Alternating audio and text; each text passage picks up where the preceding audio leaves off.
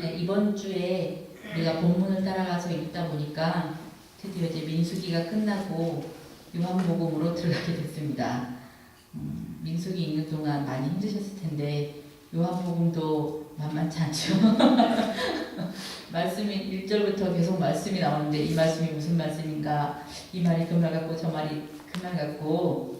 그런데 오늘은 민수기를 한번 정리하는 입장에서 36장을 중심으로 해서 보시겠습니다. 어제 제가 친구들을 만났어요. 작년 그 9월부터 한 학기 들은 DCC에서 같이 공부하던 친구들을 만났는데, 그때 커뮤니케이션 스킬을 가르치던 선생님도 같이 서프라이즈로 와서 이제 뭐 그동안 어떻게 지냈는지, 그리고 뭐 새 직장은 어떤지 얘기를 하는데, 아주 예쁘게 생긴 비란에서 온 아가씨가 있습니다. 같이 공부하던 친구 중에. 이 친구는 다운타운에 있는 베이에서 특별히 속옷 파트에서 일을 한대요. 본인은 이제 뭐 물건 살 때 만져보고 감촉을 느껴보고 이런 걸 아주 좋아하는 사람이라서 일이 너무 좋다고. 그런데 자기가 그쪽에 별로 관심이 없어서 용어나 이런 게 너무 생소하다는 거예요. 다른 또 친구가 어떤 용어가 생소하든지 에피소드 하나 얘기해달라고 그랬더니 자기가 처음에 널싱 브라가 뭔지를 몰랐대요. 지금 표정이 다 모르는 표정이네. 예, 그러니까 이제 널싱 브라? 그게 뭐야? 다들 그러는 거예요. 그 남자 한 명에 여자 한 5명 정도 있었는데, 제일 어린 친구가 그럼 그게 간호사용이냐고. 그래서 선생님이 막 웃으면서 그게 아니고 모유 수유하는 엄마들을 위한 거라고. 그랬더니 자기는 처음에 널싱브라라고 그래서 이게 뭔가 거기 그러면 간호사를 위한 특별한 그림이 있나, 아니면 특별한 색깔의 뭔가, 아니면 정말 어떤 효과가 있는 그런 브라인가 이렇게 생각을 했다는 거예요. 그래서 한참 웃으면서 이제 이름을 왜 그렇게 지었는지 모르겠다는 등 막 이런 얘기들을 나눴습니다. 커뮤니케이션 그 개념 정리하는 게 참 중요하더라고요. 어떤 새로운 단어들을 봤을 때, 새로운 상황에 닥쳤을 때 그냥 미루어 짐작하지 않고 그게 정확히 무엇을 의미하는지 확인하는 게 얼마나 중요한지 다시 한번 얘기를 나눴는데, 우리가 지금 민수기를 이번 주 오늘까지 하면 딱 36장 읽는 차례잖아요. 마지막 부분 읽는 걸 보면 이제 33장에서 이스라엘 백성이 출애굽 이후에 어디를 거쳐서 지금 이곳까지 왔는지가 쭉 나와 있습니다. 그리고 34장에 보면 들어가서 살게 될 가나안 땅의 경계가 어디서부터 어디까지가 이스라엘에게 주어진 땅인지 그 이야기가 나오고요. 35장에서는 거기에 들어갔을 때 또 레위인들에게 어떤 성업을 주고, 또 중요한 범죄 중에 하나인 살인이 일어났을 때를 대비해서, 예기치 않은 살인이 일어났을 때를 대비해서 하나님이 이스라엘 백성에게 아주 특별한 제도를 주신 도피성을 어디에다 세울 것인지, 어디로 지정할 것인지에 대한 얘기가 나옵니다. 그리고 이제 34장에서 경계와 함께 분할 책임자, 각 지파별로 어느 지역은 어느 지파에게 주어진다. 그리고 그 지파 내에서 땅을 분할하는 책임은 또 지파의 족장이 맡는다는 게 언급이 되어 있고요. 이제 마지막 36장에서 뜬금없이 어떤 여인들 그리고 그 가족에 얽힌 이야기들이 나옵니다. 사실 이 슬로브핫의 딸들의 이야기는 27장에 이미 한번 나오거든요. 다 알다시피 딸이 다섯이 있는데 아들이 없고요. 아버지가 가나안 땅에 들어가기 전에 광야에서 죽었습니다. 그런데 27장에서 딸들이 모세에게 얘기하는 것을 보면 이 아버지는 그 가나안 들어가기 전에 광야에서 몇 년 살았죠? 지선장님? 이스라엘 백성이? 자, 70년. 하나 더.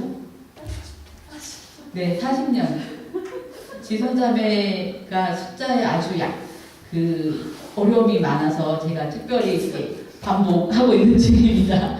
광야에서 40년 지나는 동안에 이스라엘 백성이 참 불순종도 많이 하고 반역도 많이 하고 하나님 이게 범죄를 많이 했는데 슬로보앗이라는 이 사람은 거기에 휩쓸리지는 않았던 것 같아요. 그래서 딸들이 모세 앞에 와서 얘기했을 때 우리 아버지는 그런 것 때문에 범죄에서 벌받은 그 결과로 죽은 게 아니고 그냥 광야에서 자연사했습니다. 그만큼 다른 사람보다는 상대적으로 하나님의 말씀을 잘 지켰다고 볼 수 있죠. 그런데 아들이 없다고 해서 가나안 땅에 들어가서 땅을 분배받고 그럴 텐데 아버지는 땅을 분배받지만 아버지가 돌아가시고 나면 그 땅이 이제 다른 사람들한테 가게 되는 경우에 이 5 딸들은 생계가 막막하잖아요. 어머니하고. 그래서 27장에서 이 상황을 어떻게 해야 되는지 모세에게 묻고 모세가 그것을 또 하나님께 물었을 때 하나님께서 그러면 상속의 기준을 우선순위를 정해주신 것을 우리가 이미 읽었습니다. 아들이 있으면 아들한테 가고요. 아들이 없을 경우에는 딸에게도 상속이 되고요. 자식이 하나도 없을 경우에는 고인의 형제들이 나눠갖고 고인이 형제가 없는 외아들이라면 고인의 아버지의 형제들이 나눠갖고 그도 없다면 가까운 친족 중에서 그것을 갖는다. 뭐 나중에 모르는 제도에 대한 얘기도 나오고요. 그렇게 됐습니다. 이 딸들이 참으로 현명했다고 보여지는 것은 그런 문제들이 있었을 때에 개인적으로 불평하거나 다른 이스라엘 많은 백성들이 광야에서 많이 그랬잖아요. 물이 없다고 불평하고 먹을 게 없다고 불평하고 이게 맛이 없다고 불평하고 그랬는데 이 5 딸들은 아직 광야에 있어요. 그죠? 가나안 땅에 들어가지 않았고 땅을 분배받지도 않았어요. 아직은. 그 땅에 갈 수 있을지 없을지도 사실은 모르잖아요. 가나안 족속이 이미 살고 있는 그 땅이기 때문에. 그런데 그 땅에 대한 소망함이 있었고 그 땅이 자기들에게 돌아오지 않을 것 같을 때에 개인적으로 앉아서 특별히 그 여자들이 잘하는 붕시렁이나 이런 거 하지 않고 바로 지도자인 모세에게 가서 자기들의 상황을 이야기하고 이 문제를 어떻게 풀어야 될 것인지 요청을 했고요. 모세는 그것을 하나님께 갖고 가서 하나님의 응답을 전달해 주었습니다. 그래서 이 딸들은 그렇게 하기로 한 거예요. 우리가 아버지의 재산을 유산을 5등분해서 아니면 6등분 뭐 큰딸이 두목 가질 수도 있죠. 그렇게 해서 나눠 갖기로 했는데 36장 이제 마지막에 언급되어 있는 이 시츄에이션은 이 딸들이 제기한 게 아니고요. 그 속해 있는 므낫세 지파의 다른 어른들이 문제를 제기한 거예요. 딸들이 결혼을 하게 되면 당연히 자기 재산도 다 갖고 가잖아요. 근데 다른 지파와 결혼을 했을 경우에 다른 지파의 사람들과 결혼했을 경우에 딸들이 갖고 있는 재산인 땅이 그 지파의 땅이 되고 그렇다면 하나님께서 애초에 주신 각 지파별로 주신 땅이 경계가 모호해지지 않겠습니까? 단순히 슬로보앗의 5 딸들의 이야기가 아니고 왜냐하면 딸만 있는 집이 그 집만 있는 건 아니잖아요. 다른 지파에서도 그런 일들이 있을 수 있고 그러면 그 딸들이 결혼을 하면 당연히 재산이 움직이게 되고 땅의 경계, 땅의 소유가 바뀌게 되고 그러면 하나님이 애초에 정해주신 것에서 많이 변동이 있기 때문에 이것은 단순히 그 슬로보앗의 딸들의 문제가 아니라 우리 지파의 문제가 됩니다. 이 문제를 어떻게 했으면 좋겠습니까? 라고 역시 똑같이 모세에게 물었습니다. 모세는 하나님께 물었고 하나님께서 그것에 대해서 대답을 해주셨죠. 그 대답이 뭐냐면 이미 읽으셨듯이 땅의 경계의 그 확정선은 지파 단위라는 거예요. 땅의 경계의 확정선은 지파 단위라는 겁니다.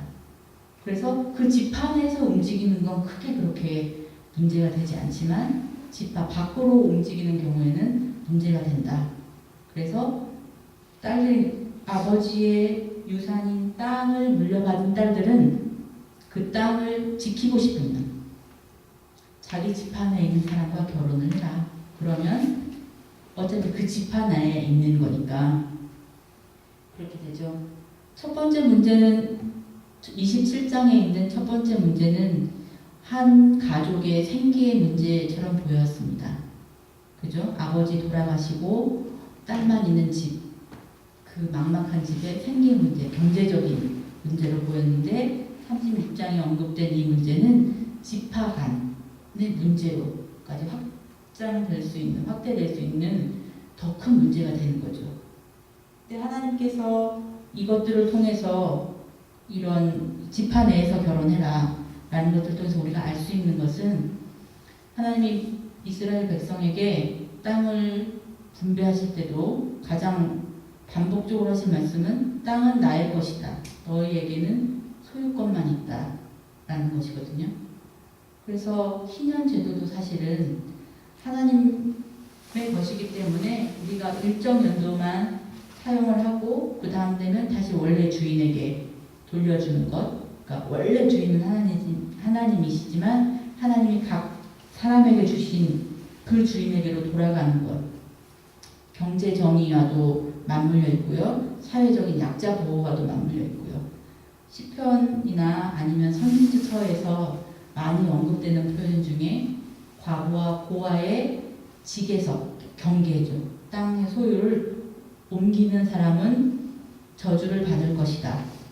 아니면 이스라엘의 중요한 범죄 중에 하나로 하나님께서 언급하실 때에 너희가 과부와 고아의 경계석을 옮겼다 라고 표현하시는데 그것은 그들의 정말 중요한 생활수단이고 생계수단을 뺏었다라는 거거든요. 과부와 고아라는 것은 정말로 지금도 그런데 그때 당시는 얼마나 어렵고 사회적으로 경제적으로 막막했을지는 우리가 다 짐작이 되잖아요.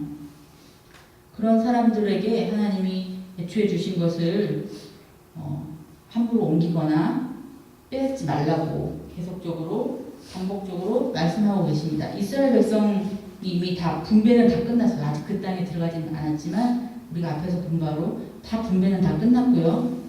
지파별로 사실 근데 그 땅이 평지인지 산지인지 어느 정도 정보는 있겠죠. 왜냐하면 정탐꾼이 이미 한번 가서 보고 왔잖아요. 거기에 성이 있는지 성이 없는지 힘센 부족이 사는지 상대적으로 그렇지 않은 부족이 사는지 이미 정보는 알고 있지만 그 땅에 들어가지 않은 상태에서도 그 땅 하나님께서는 그것을 분명하게 옮기지 말아라. 너희에게 주신 땅이고 각 지파의 분량대로 주신 땅이다. 실제로 그 땅을 보면 이스라엘 백성 지파에게 각 주어진 땅은 어떤 지파는 땅이 아주 넓고요. 어떤 지파는 아주 땅이 좁아요. 민수기가 그 이름에서 말해주듯이 백성들의 인구 계수를 다 했잖아요. 이 정도의 인원이 살려면 이 정도의 땅이 필요하다. 그리고 그것은 제비 뽑았다고 하지만 제비 뽑는 결과는 하나님께 있는 거니까 하나님께서 강권적으로 역사하셔서 각 지파에 맞는 땅을 주셨다고 볼 수 있는데 그 땅을 함부로 옮기지 말라는 거예요. 그 땅의 경계를. 왜냐하면 이건 내 땅이 아니고 하나님이 우리 공동체에 주신 땅이기 때문에 함께 지켜가야 되는 것이지 그냥 나의 이익을 위해서 아니면 나의 탐욕을 위해서 그것을 사용하면 안 된다는 것을 하나님께서 분명하게 말씀하고 있는 것 같습니다. 이 일련의 사건들을 보면서 그냥 트리플 A로 한번 말을 만들어봤어요. 문제가 생겼을 때 첫 번째 슬로보아스의 딸들과 그 므낫세 지파 지도자들이 한 것은 에스크였습니다. 하나님께 묻고 모세에게 물었어요. 어떻게 해야 돼요? 상황이 이런데요. 어떻게 할까요? 그랬더니 두 번째 A는 하나님이 대답해 주셨습니다. answer 해 주셨죠. 그리고 세 번째 A가 그 A를 찾기가 참 쉽지 않았어요. 트리플 A로 뭔가를 만들긴 해야 될 것 같은데 그냥 단어가 가물가물해서 급하게 사전 앱 막 다운받고 그렇게 하는데 찾았어요. A를. abide by라고 하면 준수하다, 약속을 지키다 라는 뜻인데 아까 읽은 것처럼 10절에 보면 슬로보아스의 딸들이 주님이 말씀하신 대로 다 지켰어요. 27장에서도 지켰죠. 27장에서야 뭐 땅을 딸들에게 나눠줘라 하는 거니까 자기한테 이득되는 거니까 뭐 웰컴 있겠지만 사실 결혼의 문제는 좀 다르잖아요. 근데 그거 결혼 자체도 이 딸들은 나 개인의 문제가 아니고 공동체의 문제이다 라고 본 것 같아요. 하나님의 마음을 잘 이해했기 때문에 지파 안에서 여기 보면 사촌이라고 나오는데 자기 지파 안에서 결혼을 해서 하나님이 원하시는 이스라엘 공동체에게 정말 원하시는 경제적인 사회적인 원리가 무엇인지를 온몸으로 순종했던 그런 모습을 보았습니다. 그래서 그렇게 A 3개로 한번 만들어 봤어요. 민수기 처음 시작할 때 시간은 애굽에서 나온 지 2년째 되는 해입니다. 그리고 장소는 시내산이에요. 2년 동안 애굽에서 나와서 부지런히 간 곳이 시내산이었습니다. 최근에 그 이집트에서 테러 사건이 일어난 그 근처예요. 시내산에서 나왔고 지금 36장 끝나기는 바로 요단강 건너편, 그죠? 동편 모압 평지니까 이제 40년째 되는 그 해인 거죠. 민수기는 그렇게 38년 동안 이스라엘 백성이 어떻게 방황하고 불순종했는지를 기록하고 있습니다. 그렇지만 이 마지막에 있어서 이 아름다운 여인들의 순종이 그 모든 실수와 모든 반역과 불순종을 다 커버하는 것 같아요. 그리고 하나님이 정말로 무엇을 원하시는지 이스라엘 백성에게 땅을 주기로 약속하셨잖아요. 아브라함 때부터 하신 약속인데 그 땅을 도대체 어떻게 사용하라는 것인지, 너 혼자만을 위해서 사용할 것인지 공동체를 위해서 사용할 것인지, 그리고 그 땅에서 어떤 원리로 살아가야 될 것인지를 이렇게 민수기 마지막 장에 하나님께서 말씀을 해주시는 것 같습니다. 왜냐하면 그 땅이 왜 그렇게 중요하냐면 35장 34절에 보면 너희가 사는 땅 곧 내가 머물러 있는 이 땅을 더럽히지 말아라. 나 주가 이스라엘 자손과 더불어 함께 머물고 있다. 하나님이 함께 계시고 있기 때문에 그 땅이 그냥 내 땅 아니고 우리 집안의 땅이 아니고 내 마음대로 할 수 있는 땅이 아니라는 거죠. 제가 혼자 있잖아요. 지금 5일째인가? 근데 이제 주일날 너무 좋아하는 티를 내가지고 벌써 소문이 짱 났잖아. 짱 났는데 혼자 있을 때하고 둘이 있을 때가 정말 달라요. 저는 목사님 방에서 절대 안 나오는 이유를 이해 못했어요. 딱 책상 앞에 앉으면 꼼짝을 안 하세요. 아니 답답하지 않냐 그래도 괜찮다 그러고, 운동을 가자 그래도 본인이 아주 못 견뎌서 힘들 때 아니면 잘 안 나가고, 거실로도 잘 안 나오고, 나는 거실에서 혼자 내 할 일 하고 그렇게 했는데 이제 제가 안방으로 들어갔잖아요. 안 나오는 이유가 있더라고요. 거기 너무 좋은 거예요. 딱 세팅이 다 돼 있어 거기.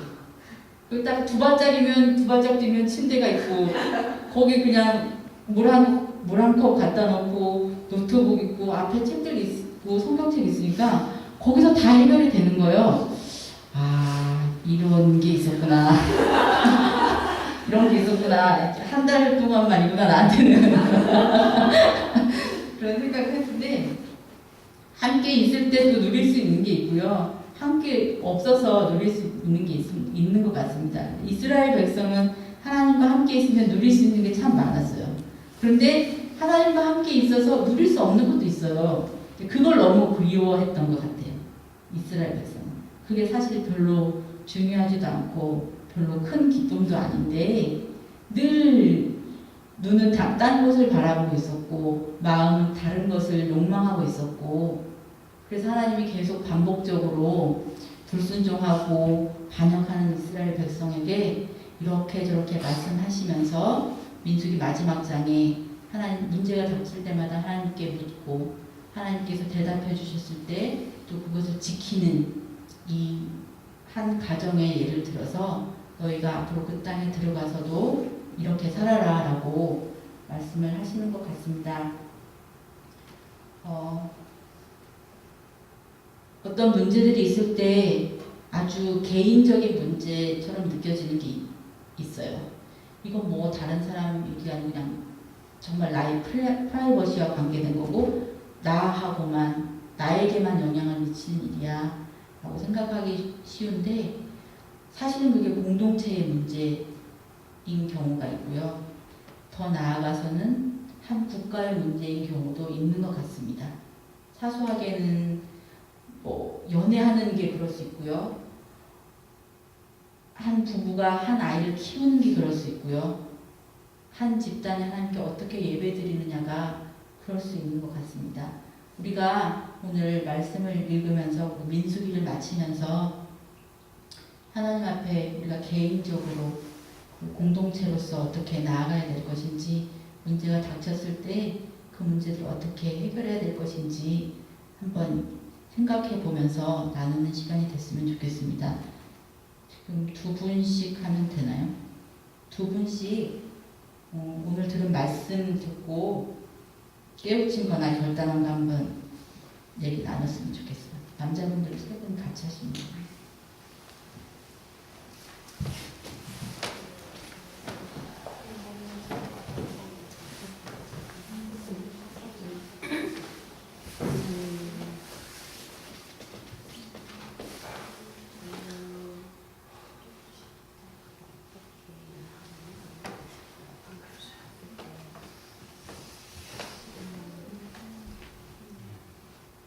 말씀 듣고